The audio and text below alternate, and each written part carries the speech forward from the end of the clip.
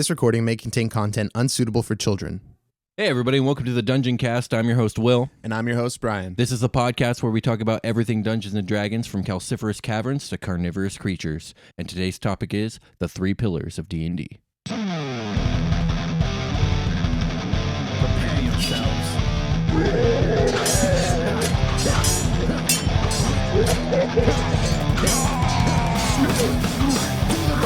I cast Fireball.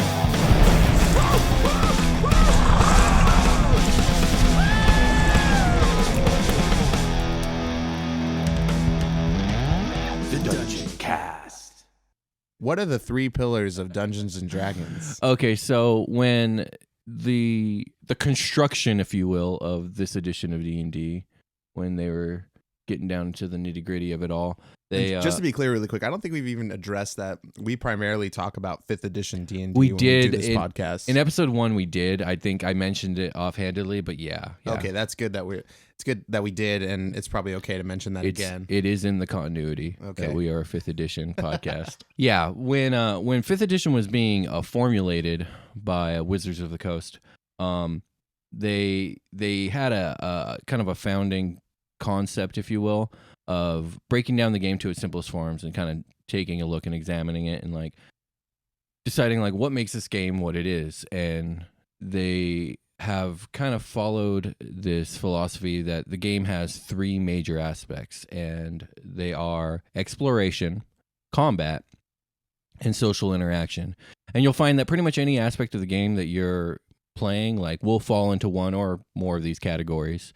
And so I think these 3 pillars, if you will, kind of really do sum up the game very well.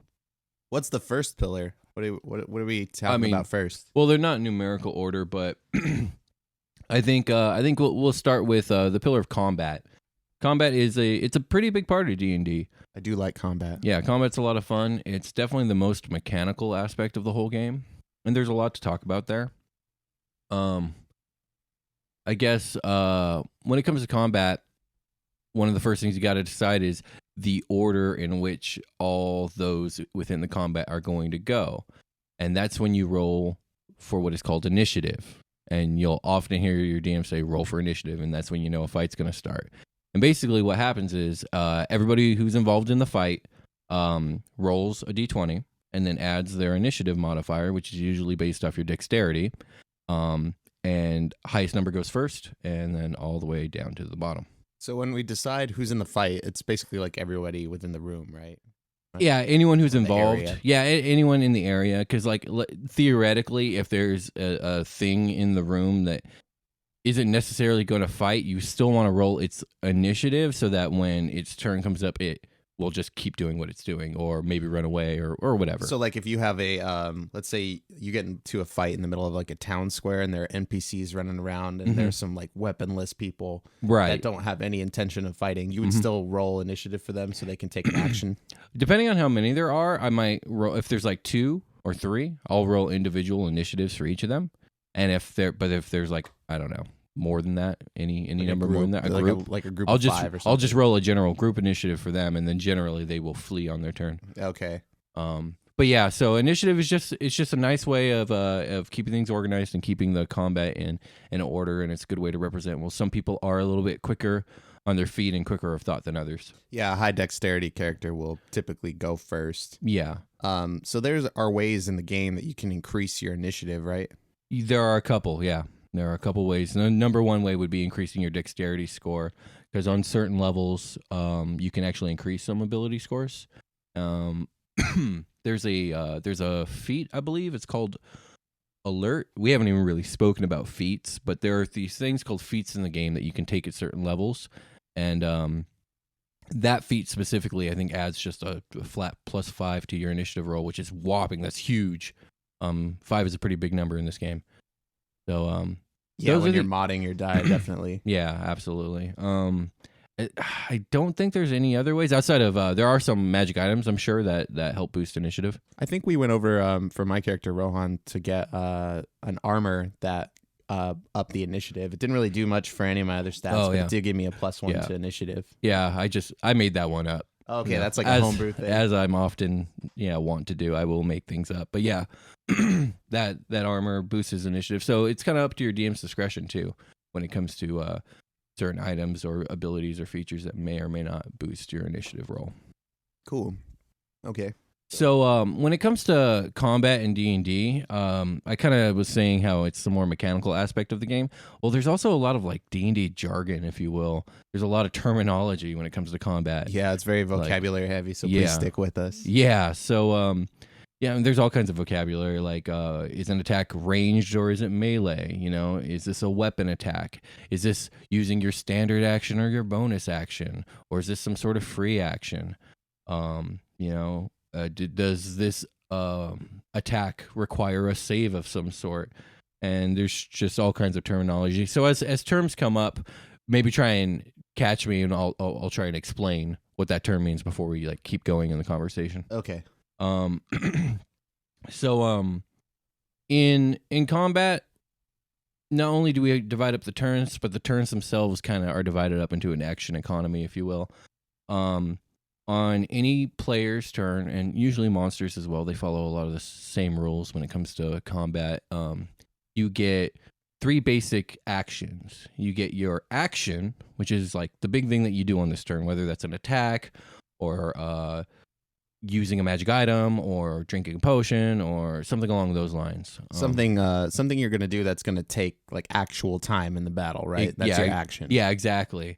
And then all players have what's called a bonus action, which there's nothing vanilla, I think, that constitutes as a bonus action. Bonus actions are almost exclusively like there's a feature within your race or within your class that lets you do a thing that's classified under bonus action. So, actually, there is one thing. One thing that all players can do that is a bonus action is if you are dual wielding, if you have a light weapon in your offhand, you can make that offhand weapon attack as a bonus action. Okay, so players are typically allowed one bonus action usually. When they have one, it's one. Yeah, you get one action, you get one bonus action, and then you get a movement. Now, all players and all monsters have a speed, which is how many feet they can travel in one turn. The standard for most player races is 30 feet. So I think now's a good time to talk about how long each person's turn takes in real, like not in real time, in fantasy time, in game time. I think the way it's divided is an entire round of turns, which is basically everyone in the combat has taken its turn. Is supposed to represent 6 seconds in real time. Okay, so when you have more people in combat, so everybody's turn is kind of shortened a little bit, would you say? Kind of. That's the thing when we start trying to like pick apart like the mechanics of the game and how that translates to real time, it can kind of get a little wonky because like how is it that if you have 20 things all doing stuff and they're going in order, how does that take the same amount of time as 5 things doing stuff? It's because they're kind of supposed to be happening simultaneously, but obviously they're not because we're in turn-based system. We're in a turn-based system. There's no way to actually do that. There's no way to actually do that. The only way to actually have a fight and have it make sense in this setting. So you just gotta let that part go. Maybe not the only way, but I think it's pretty good. Yeah, it works. It Final works for Fantasy me. style. I like it. So movement. Yeah, so all creatures have a certain walking speed. Its average is 30 feet. Shorter races like halflings and gnomes or dwarves, it's 25 feet. Some quicker like creatures like wolves and other quick things, it can be as high as 50 feet. But that's land speed. There's also other kinds of speed. There's climbing speed, swimming speed, and flying speed, if those are things that creature can do. I think for players, climbing and swimming speed is your land speed cut in half outside of like a feature that you have. And flying speed is really dependent on whatever creature has that ability, and if it's a spell, the spell will literally tell you. Cool. What else we got? So in combat, again, you're using the D20 for primarily all your rolls, except for damage rolls. And when it comes to making an attack, you're going to roll that D20, add whatever modifier, and it may or may not hit. Now, there's a really cool mechanic that was introduced in this edition, which I think is one of the greatest innovations in all D&D editions, and that's the implication of the advantage and or disadvantage system. So if your character finds itself in an advantageous situation, let's say high ground or something like that. High ground, or just through a certain set of circumstances, make it so that it kind of makes sense that you would kind of have an advantage in this situation. What you get to do is roll your D20 2 times and take the higher result. Vice versa, if the tables are turned and you find yourself in a very disadvantaged... AKA the low ground. Yeah, yeah, AKA the low ground. If you find yourself in that situation, it's actually the odds are stacked against you, and those attacking you, or in case maybe you attacking, have to roll the D20 twice and then you are forced to take the lower result. And it really is a very simple way and streamlined way to evoke this actual the actual, like, the sense that you actually do have an advantage. yeah, there we in go. the situation. Sorry, slip the tongue. But in previous editions, this was much more clunky. In previous editions, there were always like little things that would give you a +1 or a -2 or a +2 or a +5 or a -10 or whatever. whatever. Try to quantify how much advantage you have. And you'd be sitting there and be like, okay, hold on, let me see what this is. And you'd add it and subtract it all together, and you come out to a number. And it is a little unimmersive, and it takes time. It slows down the fight, and it's not simple. And sometimes simple is better, and I think in this case, simple is way better. It really streamlines the fight and makes it just, more immersive. So I've seen characters or players rather, take their advantage rolls or disadvantage rolls, and they don't, especially when they have advantage. I don't think this happens when they have disadvantage, but they take their roll, and their first roll was like definitely a pass, like, oh yeah, like an 18 or something like that. Right. Like, oh, I passed, and they don't bother to pick up their die and roll it again when they have the opportunity to roll that crit 20. Yeah. So it happens a lot. Remind players, like, roll your second dice. Don't do yourself that disservice, and make sure that you take every opportunity you can. Those crit 20s are really cool when they happen in combat. They're probably cooler than almost any other time. Hell yeah, they are. Same thing with a disadvantage. Don't be like, oh, I just failed it. Like, you probably should roll that to see if you crit miss, and then you got to really see what happens. It could change the trajectory of the whole fight. But yeah, never skip out on a chance on a crit. I mean, 5% is the chance you'll get a crit, so it's low, but like, it could happen. It does happen. Why not? Why not go for it? Indeed. Especially in combat. I mean, there's no better time I feel than to roll. I mean, unless you're in a spot with an NPC where you're like trying to bluff them or something, like, otherwise I feel like that's the best time to get a crit. Yeah, I agree. And to kind of go over crits again, when you roll a critical hit on an attack roll, generally what you're going to do is double the damage, whether that means you roll your damage dice twice or you just roll once and double it. I have my own house rule for that, where for what I do is I say it's an auto hit. You maximize the damage, so whatever the maximum you could possibly do on a normal attack roll, you get that, and then go ahead and roll that weapon die or spell attack die one more time to just add a little bit of cheese on top of that. Nice. And yeah, I find that fun. That kind of goes back to 4th edition. It's more similar to that.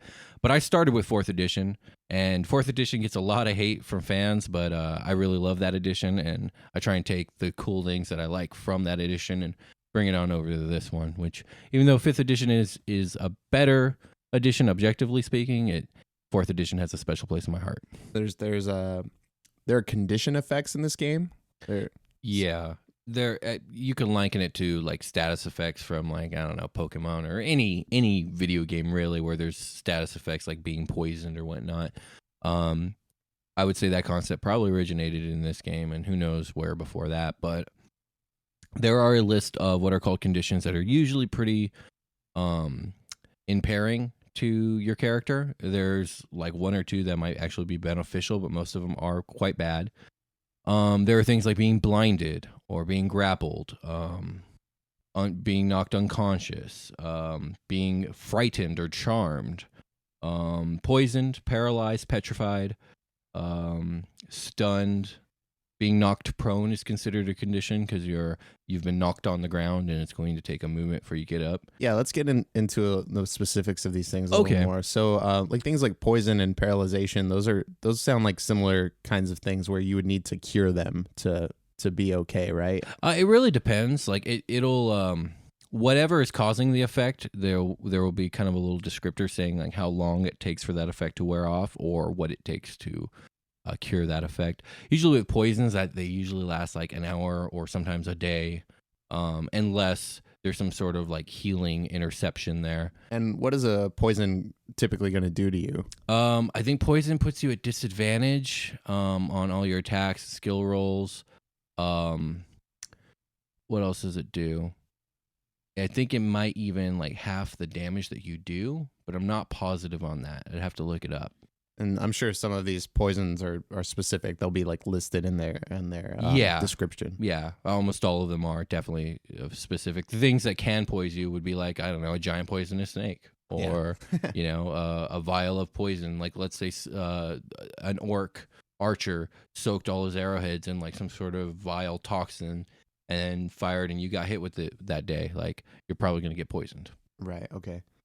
Paralyzed, it keeps you from moving. A lot of these are really, they really impair your ability to move, like being restrained or grappled, obviously being unconscious or knocked prone, being paralyzed, being stunned, just you forgo your turn period. Being petrified, you were turned to stone. Like, yeah, that's a serious one. If you get petrified, that's a big deal. Yeah, what do you do? Let's talk about that. What do you do if you turn into stone? Yeah, usually you're gonna have to get some sort of magical like remedy to that, and usually it's not gonna be easy to find. So if an enemy is about to paralyze or frighten or stun you or petrify you, usually you'd have to save, right? Yes, you have an opportunity to get out of that before it happens. Yeah, almost always there's going to be some sort of save that you'll have to roll. I actually like the frightened condition. I find that one interesting because the way that one works is if you are frightened by a creature, you cannot move towards that creature in any way, shape, or form. And as in fact, you have to use all of your movement to move as far away from that creature as possible. You have to use your movement. You have no choice. That. Okay. Yeah. You are struck by fear. So you run away as far as you possibly can get from it. Yeah. That's really, really bad for you. Yeah. So you have to spend a whole turn moving back to where you were, which might not even be near the creature, right? Yeah, well, I mean, it's designed for you to be as far as from the creature as you can be. The creature that comes to mind when I think of the frightened status effect is dragons. They almost always cause that in either like an aura or in some sort of like dragon fear stare or something like that. So that's actually something pretty deep in D&D dragon lore. That seems pretty problematic. Do you know of a way that like a player can counter being frightened? You could be a halfling. Halflings are immune to fear. Sweet. I think paladins go Frodo. Go Frodo. Paladins have some stuff. There are some spells that protect you from that kind of stuff. Have a high wisdom stat that'll help you with the save, I suppose. Okay, so it's a wisdom saving throw. I think. Okay, I think that's correct. So pass all your saving throws. That's the way. That's how you win D&D. Yeah, and of course the worst condition would be death. Yeah, dying is probably the worst of them all. Death is a condition of living in this game. Yeah, it is. So dying probably comes up the most in combat, and it is a thing that your character's got to be worried about. And the way it works is there are two ways that you can die. The first is if you are brought to the equivalent of your maximum HP level, but in the negative. So you drop to 0, you're now unconscious. If whatever keeps hurting you and drops you into the negative equivalent to what your maximum HP is, you die. So let's say we've got like a level 1 character with like 20 HP, and he takes 20 HP or she, and then takes 20 more. That character is effectively dead. Effectively dead. Is dead. The other way you can die is when you are brought to 0. You are considered unstable. You're unconscious and you're unstable. And on your turn, you make what is called a death saving throw. you're bleeding out. Everything is really foggy. Yeah, you're pulsing red in your eyeballs. Yeah, pretty much. You need your teammate to come like press A over you to like pick you up. Kinda, yeah, because a teammate can help stabilize you. So yeah, that totally is an equivalent. So on your turn, you make what is called a death saving throw, which is just a saving throw in which you need to get a 10 or higher to help you stabilize. You need to get 3 successes to completely stabilize. But if you fail 3 times, you are considered dead. So potentially you could roll 5 times, like in this. Yeah, you could. Absolutely. And it happens.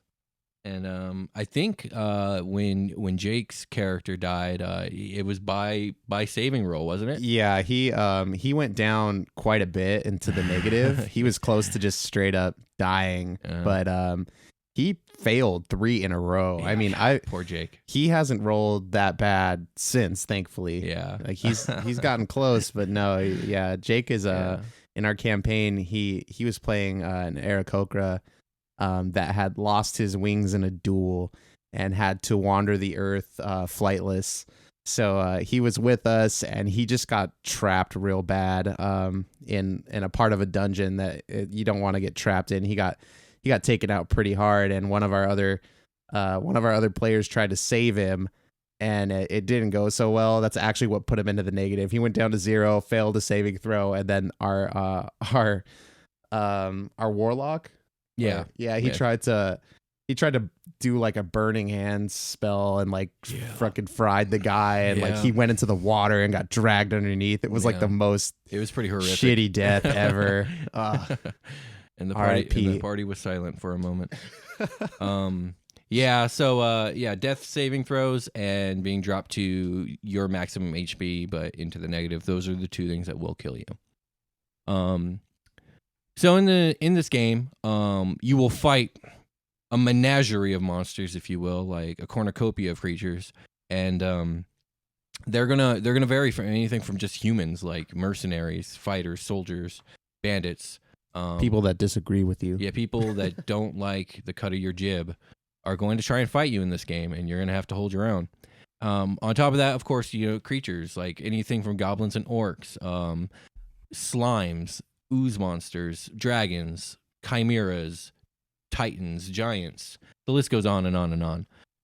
And they come in all kinds of shapes and sizes. And sizes are actually a mechanical aspect of the game. Depending on your size, you will take up a certain amount of space on the combat field, and certain things might be harder or easier for you depending on your size. And I think the sizes are as follows. There are tiny, which would be like pixies and sprites, and like I guess a rat would be tiny. Palm of your hand type things, yeah. Small, which is where halflings, goblins, gnomes fall into.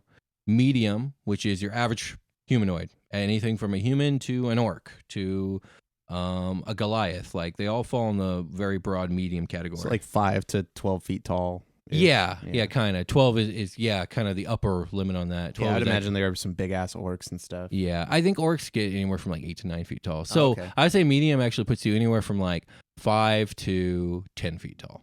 Okay. Then you get into the large category, which is like ogres and trolls, and horses are actually in the large category. So things of kind of that size. And then you get into huge. You're starting to talk about. Then you get into huge. Yeah, it's huge after large. And then those are like giants and hydras and like some younger dragons are that size. And then you get into gargantuan, which is just monstrously big. The Tarrasque. God, yeah, that's an episode. Elder dragons, hydras, all the really giant purple worms, all the really big creatures. You could always flavor a creature to be bigger or smaller. Yeah, right? Absolutely. Yeah, absolutely. I mean, they're very. Yeah. You can be liberal with that. Yeah, you can. But then, would you if you reskin a creature to be bigger than it typically would be? You mechanically should change that too, right? Yeah, absolutely. Yeah, absolutely you should, because it's going to change some things. Like larger creatures are going to have to squeeze into some tighter spots and stuff like that. There are different saving throws, and I know that there are spells that you can cast on large creatures, but not gargantuan creatures and things like that. There are, and then some creatures have like certain bonuses against creatures bigger and or smaller than them. On top of size, though, we could also kind of talk about the substance of a creature. Some creatures are incorporeal. Some creatures are like ghosts. Ghosts are not solid creatures, and they're going to be immune or at least resistant to regular physical attacks. Okay, so you would basically be forced to use magic to deal with some of these creatures. Yeah, some of these creatures will force you to use certain ways of fighting them. Magic is a big one. Some things resist all things not magical. So if you don't have a magic weapon, you're shit out of luck. That sucks, man. Suddenly your front runner fighter becomes useless in a room full of ghosts. Until he gets that magic sword, yeah. Absolutely. and that starts to happen around like level 5 and 6. That starts to happening a lot. Right. Because the bigger and better the beast, the more he can resist. And let's talk a little about, you got resistance and you have, is it weakness? I believe so. No, vulnerabilities. That's what they are. Okay. So you have resistance and vulnerability. When you resist something, you take half damage from it. If you are vulnerable to something, you take double damage from it. And then there's immunity, which means you take no damage whatsoever. So there's all kinds of immunities. There's all kinds of resistances, and it's all kind of dependent on the makeup of the creature, like their substance, basically. Yeah. So like stone creatures and things like that, they're resistant against like bludgeoning damage and slashing. Actually, I would say for stone creatures, they would actually not be vulnerable, but bludgeoning damage might be the best way to try and take them out. Break them up and stuff. Yeah, they'll definitely be resistant to piercing and slashing damage, though. And I know there's a lot of like metal creatures, like which are resistant to all three, like the Gorgon. Yeah, there we go. Jeez. Yeah, that's a weird one. Armored beast. Yeah. So yeah, there's all kinds of resistances, all kinds of vulnerabilities, and all kinds of damage types. Like for all weapons, you have slashing, piercing, and bludgeoning damage, on top of whether it's maybe magical or non-magical. And then there are, for like all the different magics and stuff, you have force and fire and cold and lightning and thunder and poison and acid and necrotic and radiant. So what happens when you have like a slashing, piercing, bludgeoning, and you have a magical item? Like what becomes of that? Well, it remains its type of damage, but it also just gains the kind of like parentheses. This is magical. So it's slashing damage, but it's treated like it just bypasses anybody's like resistance or immunity to non-magical stuff. Yeah. Okay. Otherwise, it's treated normally. Like absolutely. You roll the same damage and everything. There's also silvered weapons, like so you can decide to have your weapon like lined with silver.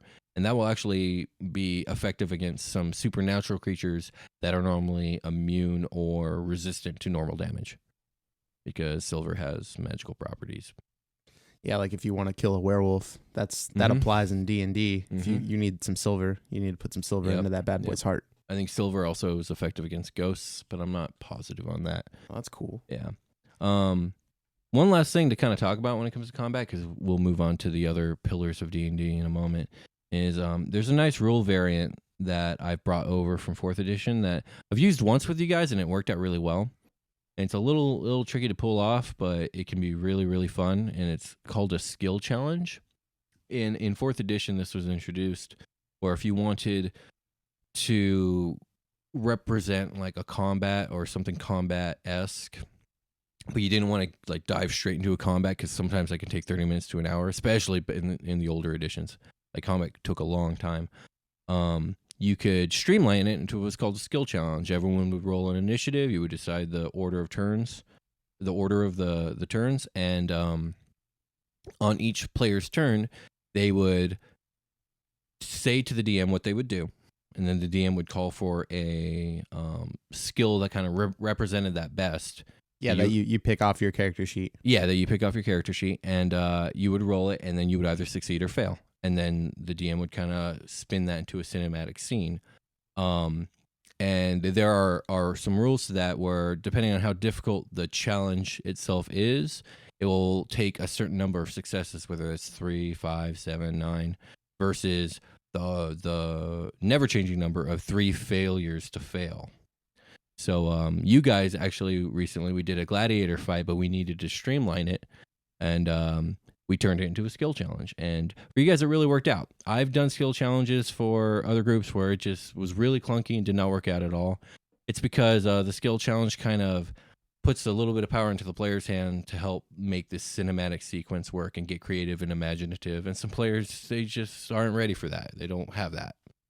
But I don't know. What did you think of the skill challenge? I liked it a lot. I could basically be like, okay, I want to like roll to my left, and then as I get up, I want to slash my sword into this guy's like shoulder, and as I like dodge an attack. So then I would do like an acrobatics check, right? Mm-hmm. Yeah. And so my acrobatics is pretty good in my character. So then I just roll my d20, and the DM decides if is that pass or fail. So the way I understood it is the more difficult the thing is you're trying to do was described, the harder it is to pass the roll, right? Yeah, exactly. Yeah. So there's always you want to stay within your character's limits on that one for sure. Like you don't want to do anything extraordinary because then you're going to need like a really exceptional roll to pass it.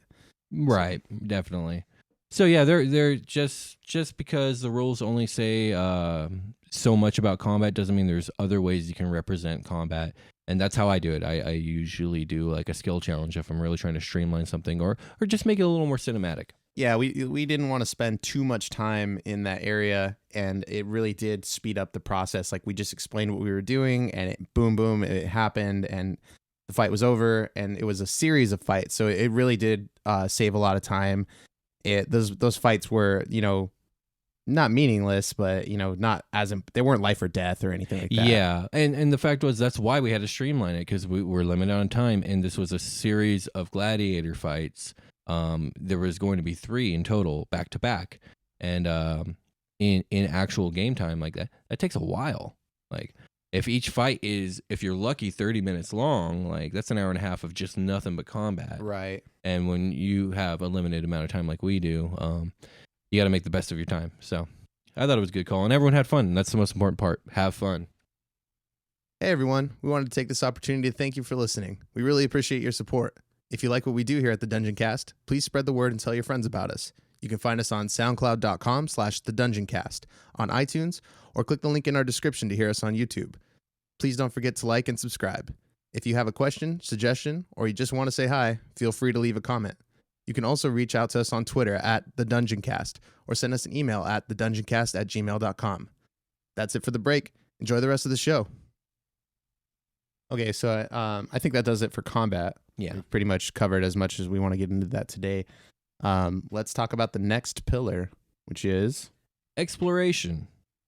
And my personal favorite of the 3 pillars, exploring is probably the most fun for me in this game.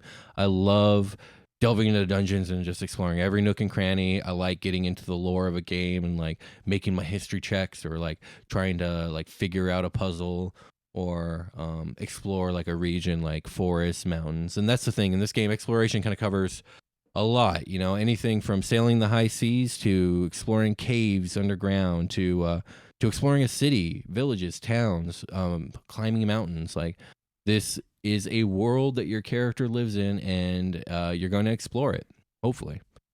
So yeah, what do you want to know about the exploration? Well, I think it's important to talk about like what is really fun and interesting for the players can be something that the DM should expect and really account for. Give their players places to explore. Yeah, definitely. And some DMs have every little nook and cranny and aspect of their world pre-planned, and kudos to them because it takes a lot of work. But others make it all up as they go, and I'm a little bit of both. And I'm always ready for when Rohan or Rosden decide to go out and just start doing stuff. And a lot of times I'm just kind of throwing that track out in front, just trying to keep just one step ahead of you guys. Sometimes I do have it pre-planned though. And but yeah, be ready and be ready to think on your feet because your players are always going to think of something that you don't. So what's a good tool for when you're thinking of shit on your feet like that? Like what are you going to use to kind of help you like lubricate that process, I guess? For me, it's easy. I watch a lot of movies. I've read a lot of books. So I always draw on that inspiration. Books are very despite not having pictures, they're very visual in their descriptions, and so I always have stuff going on in my head that like I'm pulling from previous word pictures painted for me by different authors and whatnot. And so when you guys just start adventuring, I just start describing and I just keep going. So my character's always looking for treasure and shit like that. Mm-hmm. He's kind of greedy guy. He wants money and he wants to have nice things. So when he goes out into like the wilderness or is checking in caves and stuff like that, or maybe like just kind of strolling around town looking for items, you know, I don't know, what would you have me like stumble upon? Like, are those things that you have ready? Are you ready for characters to kind of roll out and maybe find a chest or something like that? Or because I remember one time we found a dead guy in a ditch and he had all kinds of cool shit on him. Yes, that did happen.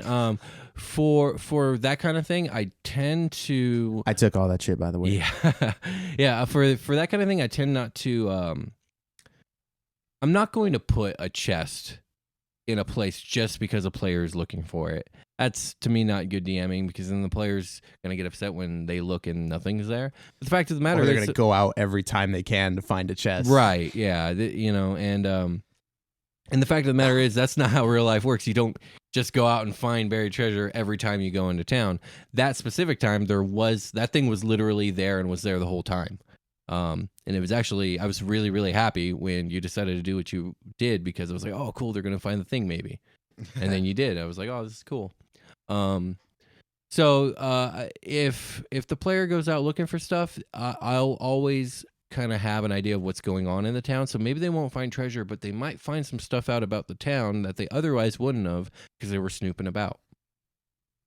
Okay, so that all applies to like any area. Like if you want to walk up into the mountains, walking around town, go into some ditch or some valley or whatever, there's probably going to be something to explore. Yeah. Okay. Yeah, and you may, and often may find nothing, but you never know. So on foot, things take pretty long. If you're gonna walk out somewhere, you know, that's gonna take time. Mm-hmm. Like real world or fantasy world daytime, like or nighttime, whatever you're doing. So what's a good way? I know like we got some horses and stuff that usually helps a lot when you're doing land travel. Yeah. So in D&D you have long distance and short distance travel. Oftentimes characters will find themselves traveling across regions or between cities and whatnot, and that could take days and days and days. So ways to shorten that would be, of course, on horseback or maybe carriage, by boat, you know, over the sea. And then later on, there's going to be much more like fantastical ways of flying about, like on griffin back or on the back of a dragon, or you know, or who knows. Or also wizards get the fly spell at some point. Final Fantasy airship. Yeah, Final Fantasy airship. There you go. Hell yeah. Yeah, we need to get one of those. Those are always really cool. ASAP. Yeah. Immediately, please. We will see. We'll see about that. Proficient in airships. That'll be me. And it's up to the DM how to approach that. Sometimes you may want to get really descriptive about the long journey. Sometimes it's just, you know what, you guys went on a trip, it took you 2 weeks, this and this happened, moving on. You guys are now at your next destination. And depending on what the story calls for, you're going to kind of have a different approach to how you're going to describe your long distance travel. Okay, so when I'm out looking for treasure, because that's what I like to do. I mean, what am I gonna? Okay, so I walk out into like a hillside, and I'm just kind of looking around for whatever. Like, what's a good way to find what you're looking for that you don't know you're looking for? So you'll find when you're exploring, you're going to use a different set of skills than you might during combat or during social interaction. And when you're looking for treasure, you're going to be rolling investigation checks or perception checks. If you're trying to sneak up on something that may be guarding that treasure, you're going to be rolling your stealth check. Trying to think of any other skills that may be pertinent to exploration. Nature is going to come up a lot in your exploration of more of a natural setting. Just kind of understanding the plant life and animal life around you, maybe tracking an animal or some such, or recognizing the tracks of some animal that might be in the area might be pertinent to your exploration. So always play to your strengths, right? Like when you're out exploring, you don't want to try to do a skill that your character sucks at, even though it might be the best skill that would be for that situation. If your character's bad at it, there's probably another way that you can creatively think of something to. There is, and you might not necessarily want to, play to your weaknesses, but at the same time, there's no way around it. Like sometimes, who's to say that you're not a character that likes to explore, but you're kind of shitty at it? Like that could totally be a thing. Yeah, like stealth is so good in this game that in my experience, but some characters really suck at it. Like you have to be exceptionally good at it to do it all the time. Eventually you're gonna fail stealth checks. It's true. That's always bad. You're trying to be sneaky and you get caught up. Yeah. And now everybody knows you were trying to be sneaky. That's always fun. So if it's an NPC with some intelligence, that's a bad look, man. You don't want to. And not only are you trying to avoid, being spotted by enemy combatants with your stealth checks, but oftentimes with your perception and your investigation checks, you're looking for traps or difficult terrain, which there are a lot of in this game. Dungeons tend to be booby-trapped all over the place. There are pit traps and acid traps and flame jet traps and just a whole host of traps that you'll find in the Dungeon Master's Guide. And on the more natural setting in like a forest or in a cave, there's going to be like natural treacherous terrain like razor vine or quicksand or rock slides and such. And your investigation and your perception are what's going to help you avoid and spot those traps and tricky terrain. So let's say that you have a mystery on your hands, like DMs are apt to provide for you, and you want to go explore and look for clues. You might find some things that you don't really understand, but are there some ways that you're, like, especially out of character, you're going to see, you're going to have things described to you that your character sees that you're going to be like, okay, what the hell is that? There are some skills that you have that can kind of help you curb that and mitigate that a little bit. Like insight would probably be a good one, right? Insight is definitely useful. When it comes to like recognizing something you haven't seen before, that's usually gonna be some sort of knowledge check, whether that be history or nature or arcana. Wherever this thing kind of falls in, religion is another one. It could fall under like a religious thing if this thing is like a fiend or some sort of cultish symbol maybe, or you never know. But yeah, when it's something you haven't seen before and you're trying to recognize it, it's going to be a knowledge check, and that's going to come up a lot in exploration as well, especially when you're exploring like old ruins of an ancient civilization or anything really, really old, or anything like that has like a legendary or folklore kind of thing about it. Also, kind of getting back to the whole nature thing, finding food, water, and enduring weather are things in this game when you're out there in the wilderness. Depending on the situation, I don't tend to make you guys keep track of food and water and rations and whatnot. But if you guys are in the middle of the desert, I am going to make you guys keep track of that because it wouldn't make sense to otherwise. Yeah, it suddenly becomes a very real problem that you have to focus on when you're out in like harsh conditions. Mm-hmm. Otherwise, it's just kind of passive. We're passively getting food at the right times, and we've got a ranger with us that can forage, and like people that are capable. We're probably getting food. Yeah, which is a big part of why I don't make you guys keep track of it. When you guys have mostly been in like very green areas, you've been in forests and on plains and whatnot, and you have a really kick-ass ranger with you, so I'm not going to bother. But when you're in the desert, I will. Or if you're like stuck underground for like days and days and days and days, like. You definitely, I'll be keeping track of that. And having a good nature skill really helps with that. It helps you forage for food. It helps you find water. When you're limited on time during a game, you don't want to waste too much on little trivial things like, oh, how much gold are you spending on this thing? Make sure you subtract that, and like, oh, now you got to go eat lunch or whatever. Right. Just like that. Well, some DMs do that. Yeah, but we don't have the luxury of that. Yeah, that's not our game. That's not our game. That's someone else's game, and that's cool. But also, I've been forgetting to mention this whole time the survival skill, which also ties into the foraging for food and enduring horrible weather, whether that's like extreme heat, extreme cold. If you're like out in the desert or up in the mountains, you're probably going to roll that a lot. Yeah, and if you start to fail those rolls, you're going to start suffering from what's called exhaustion, which is kind of like a condition like we talked about in the combat phase, but it's a little bit different. There are levels of exhaustion. I think there's 4. Doesn't the barb the barbarian go through like levels of exhaustion with their rage mechanic? Not exactly. There is an archetype of the barbarian who goes into a deeper rage called the frenzy. Okay. And when he taps into that second level of anger, he's left exhausted afterwards, and he suffers from one level of exhaustion. Being angry makes you fucking tired. Yeah, exactly. But exhaustion works a little bit differently. There are levels of exhaustion. I think there's a total of 4. There might be a total of 5. And each level just causes your character to be able to do less and less and less until at level 4 you die. So I guess there's 3 ways your character can die. One is by HP deficiency. One is by failing the death saving throws. And the third is if you reach the final level of exhaustion, you are considered dead. What about like old age? Oh yeah, there's that too, but like I've never seen that occur in an actual D&D game. Yeah, you rolled a character so old that midway through the campaign they just fucking croak. Die. Jeez, that's hilarious. What a geezer. So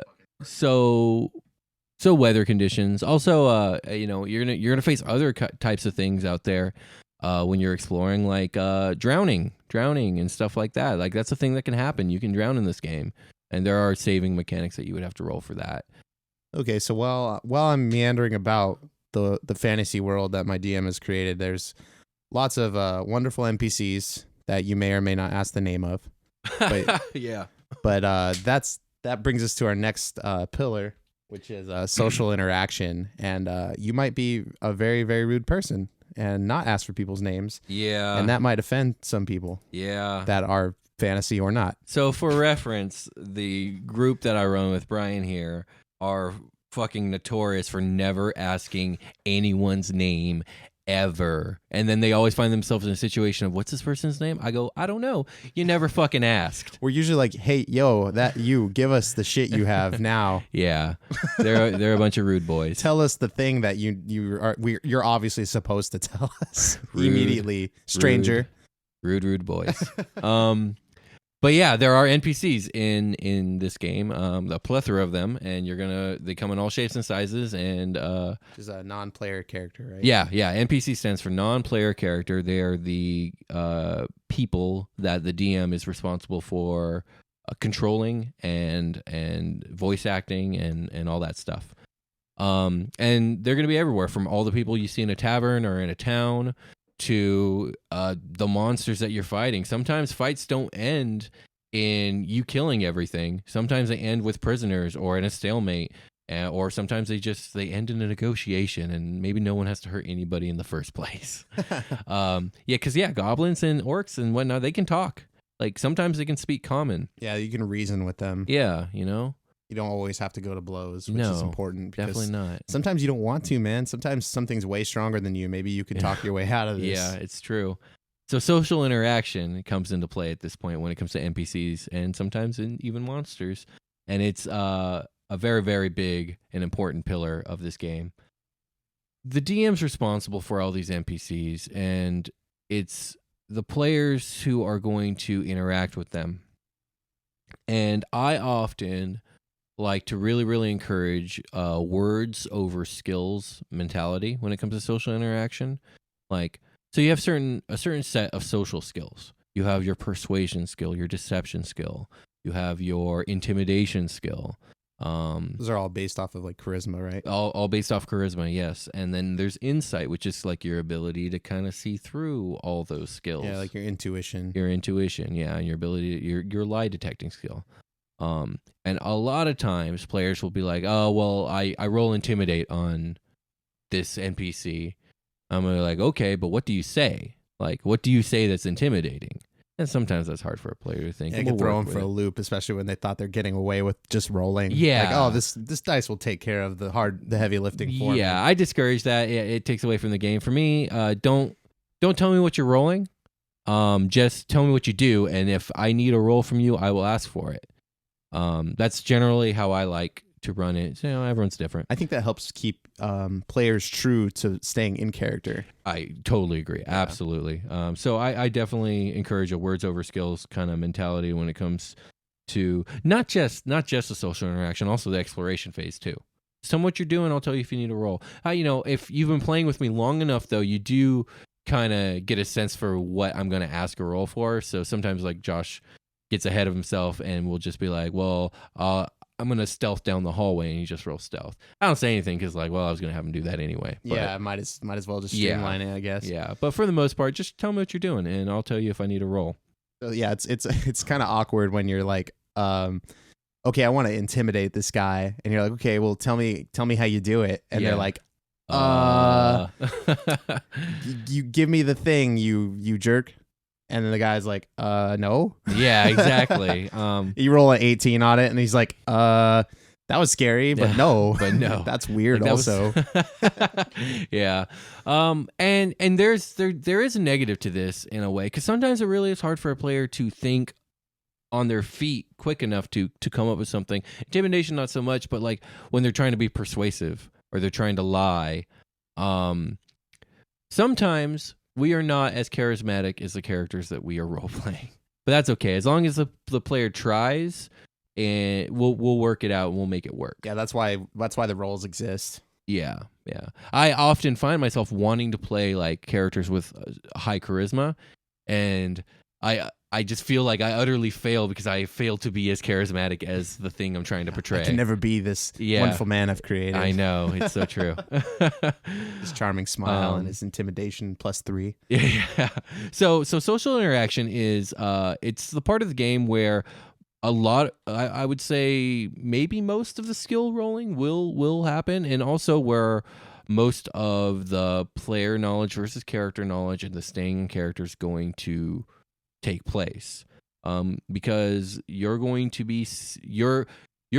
be saying things. Your character is going to be saying things to people, and then the DM isn't saying things back. Those NPCs are talking back to your character, and the things you say and the things you do have repercussions. You're gonna make friends. You're gonna make foes. There's gonna be NPCs that you just never meet that you end up affecting because of things that you did or said.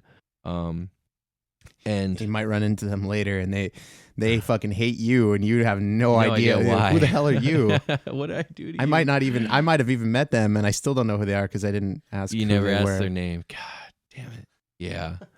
Well, at least I mean, it's kind of in character, I guess.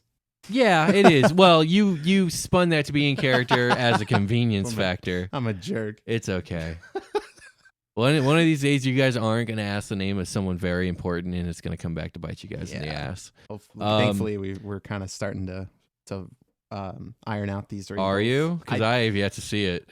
We have time. Yeah, we're having this conversation now. You guys are luckily nowhere near any NPCs. You guys are out in the wilderness right now.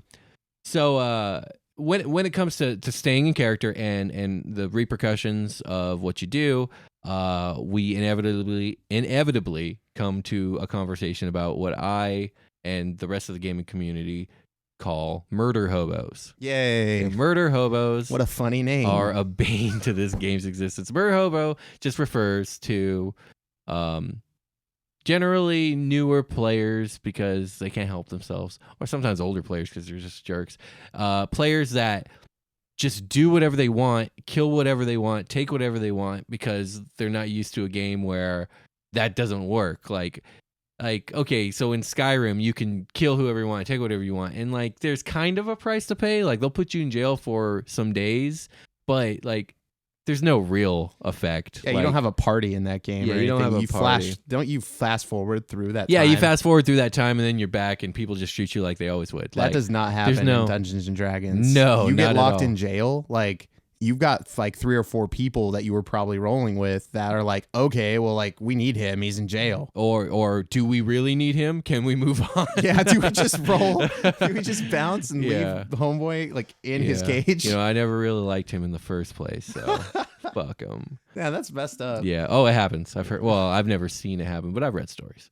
So murder hobos. So wait, why is it called? Where did that name come from? What is it called? Murder hobos. It's because they, liken to hobos, they travel the land, and then the murder part is they just kill and take whatever they want. Like pillaging vagrants. Pillaging vagrants. You're basically the bandits. You're the bad guys at that point because you're just going from town to town, kicking ass and taking names and taking what you want and moving on. And eventually, it's going to come to bite you in the ass because the whole region's going to swell up against you. What are those? Like my character has respect to the stout folk because he's basically like raised by dwarves. Yeah. So what's the other one? Folk hero. Yeah, folk hero. Folk hero. You're the opposite. Murder hobo is the opposite of folk hero. Definitely. Yeah, that's absolutely correct. And a folk hero could ruin his good name by becoming a murder hobo.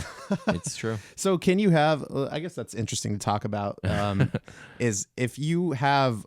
So folk hero is like a mechanic where people in towns just kind of respect you for things that you've done. You kind of just are of the people, I guess. Yeah, you're a man of the people. You're just really approachable, and you've done good things, and some people have heard of you, and they want to like give you housing and things like that, like mechanically. Yeah. Like if you need a place to stay, or if you're hiding from the cops and or the militia or whatever they are, and you need to like lay low and it doesn't put them at risk, they'll let you do it like as a mechanic. So yeah. Can you ruin that by being a murder hobo? In my game, you can. Hell yeah, you can. So like, like you've made a reputation that just negates your mechanical folk hero. I was just like, you are no longer a folk hero. You have lost that background. I'd let you pick, I don't know, the criminal background, I guess. You wouldn't get any of like the material stuff. That's hilarious. But now you're a criminal.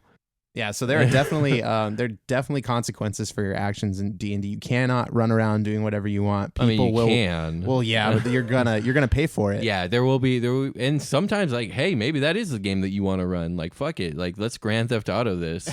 But and that's cool. I wouldn't run that game personally. We're never coming back here. This horse is mine now. I'd like to watch that game and see how it went. But I wouldn't want to be part of that game. I feel like we, as a party in our game, we ride the line a lot. Sometimes, not as much as other parties I've seen. Definitely not as much as we could. Yeah, definitely not as much as you could. But you guys sometimes get so upset if things don't quite go your way. Like these guys had to pay a specific toll to gain protection. Yeah, there were some bodyguards that want to help us down like a mystic river. There was no way we were going to get through it ourselves. You can kind of tell. Yeah, and elves being elves and not like the material folk that humans and dwarves can be, rather than have a flat fee, their fee was a percentage of whatever the people who needed passage had, so that like those who were poor could still get passage, and those who were rich would kind of pay to like make up for that lack of funding that maybe the poor had, and also because the elves were going through a hard time, that percentage was a little bit higher than it used to be. It was 10% of everything they had. In order to get down this river, they needed to get down with no problems. And man, did they get upset. They got so mad that they had to give up 10% of their material wealth. I was like, okay. We were on like a boat, and my character likes to ride up on the top of the mast. I tried to lay low. I tried to hide. I did successfully hide my most expensive shit. He did. That was great. But everyone else was subject to it immediately, and they were pissed. Yeah, they were so mad. It was hot fire down there. I was like, ooh, I'm staying up here. It was pretty funny. No. Yeah, but like for your character, it made sense because your character has been established as a very greedy character, like since the beginning. The rest of them, not so much. But yeah, it's just kind of funny how like, as much as you try, you can only separate character and player knowledge so much sometimes. Yeah, and no one likes to give up their shit. I want to talk about that a little more because there are a lot of gray areas in there. Like especially there's a scenario with puzzle solving and riddle solving that. I like that. Words before skills is definitely a good rule to kind of help curb that. Yeah. But you know, if there's a puzzle in a dungeon and you can definitely solve this, but your character's kind of stupid or whatever, or like maybe not as intelligent in this area. What do you do? Can you roll? You can roll the skill, or like, what do you? Puzzles are always hard in this game because of that exact reason. Same with riddles or anything along that line. It really depends. Or even like the character is very smart and should know this, but you don't. Yeah, because like you're not as smart as your character necessarily. Yeah, that's a problem. Okay, so if your character has a really low intelligence, and you know there's no way that he would really have an idea of how to solve this. Yeah, without help or something. Without help. But you do as a player, I would say role play it in that aspect. Just keep it to yourself. Because your DM hopefully knows that your character can't do this. Yeah. Now, if your character is more like, I don't know, a 10 or 11 or a 12, like, and you figured out the puzzle, 10 just is solve average. the puzzle. 10 is average. Right? 10 is average, yeah. Just solve the puzzle. Puzzles can be one of the most unimmersive part of the game. They're fun, though. I love puzzles, and I'll throw them here and there. Yeah, they get kind of like convoluted because of this, though. A little clunky because of this, yeah.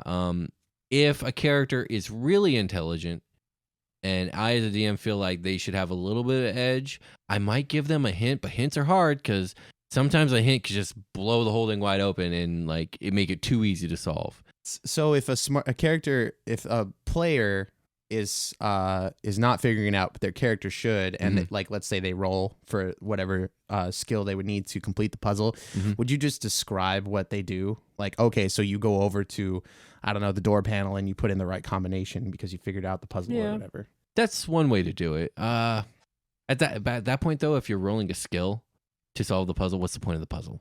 Right. Yeah. Okay, that makes sense. You know what I mean? Like, well, I mean, like for just the fact that there is a puzzle means that somebody doesn't want you around or like wants to test you to get in there. Maybe as far as like in game, that's the only, like somebody went through the trouble, like an NPC went through the trouble of putting this here or whatever. Okay, yeah. So the puzzle serves that purpose, but otherwise, I mean, it's a challenge a player, maybe not as much. Yeah. Like unless you like, I don't know, like riddles are also hard. Like riddles are also hard because most people don't have a good time solving riddles in the modern day, I feel like. Yeah, I'd say so.